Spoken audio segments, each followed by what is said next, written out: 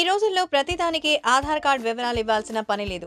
అవసరం లేని చోట ఆ వివరాల్ని డిలీట్ చేయడం మేలు. ఆధార్ కార్డ్ వచ్చాక చాలా అవసరాల కోసం మనం దాన్ని వాడుతున్నాం. కొన్ని సందర్భాల్లో అవసరం లేకపోయినా మన ఆధార్ కార్డ్ వివరాలు తెలుసుకుంటున్నారు. ఒక్కోసారి ఏదైనా అవసరానికి మనం ఆధార్ వివరాలు ఇచ్చేసిన తర్వాత సుప్రీంకోర్టు ఆధార్ వివరాలు ఇవ్వాల్సిన పని లేదని చెబుతోంది. అప్పుడు మనం ఇచ్చిన వివరాల్ని డిలీట్ చేశారో లేదో మనకు తెలియదు. సపోజ్ టెలికాం కంపెనీలు సిమ్ కార్డ్ ఇవ్వడానికి ఇది వరకు ఆధార్ కార్డ్ నంబర్ తీసుకునేవి. సుప్రీంకోర్టు ఆదేశం తర్వాత తీసుకోవడం మానేశాయి. అయితే అప్పటికే తీసుకున్న వారి ఆధార్ వివరాల్ని తొలగించాల్సిన బాధ్యత టెలికాం కంపెనీలపై ఉంది. మరి వాళ్ళు డేటా తొలగించారో లేదో తెలియాలంటే ఎలా అన్నదే ఓ సమస్య.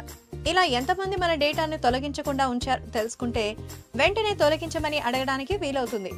ఇందుకోసం ఆధార్ నిర్వహిస్తున్న uday.government.in వెబ్సైట్ లో ఓ ఆప్షన్ ఉంది. మీ ఆధార్ను ఎక్కడ ఉపయోగించారో, ఎవరెవరికి ఆధార్ నంబర్ ఇచ్చారో హిస్టరీ తెలుసుకోవచ్చు. ఇందుకోసం ఇలా చేయండి. ఈ ఆధార్ అథెంటికేషన్ హిస్టరీ పేజ్లోకి వెళ్ళండి.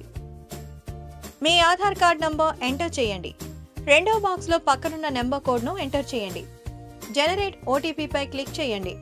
మీ మొబైల్ నంబర్ కి ఓటీపీ వస్తుంది. దాన్ని వెబ్సైట్ లో ఓటీపీ అన్న చోట ఎంటర్ చేయండి. ఇప్పుడు మీరు అథెంటికేషన్ టైప్ దగ్గర ALI ఆప్షన్ ఉంటుంది. సెలెక్ట్ డేట్ రేంజ్ దగ్గర ఎప్పటి నుంచి ఎప్పటి వరకు రేంజ్ చూపించాలో డేట్స్ ఇవ్వండి. నెంబర్ ఆఫ్ రికార్డ్స్ దగ్గర 50 ఇవ్వండి. ఇప్పుడు సబ్మిట్ పై క్లిక్ చేయండి. ఇప్పుడు మీరు మీ ఆధార్ నంబర్ను ఎవరెవరికి ఇచ్చింది వివరాలు వస్తాయి. వాటిని ప్రింట్ తీసుకోవచ్చు.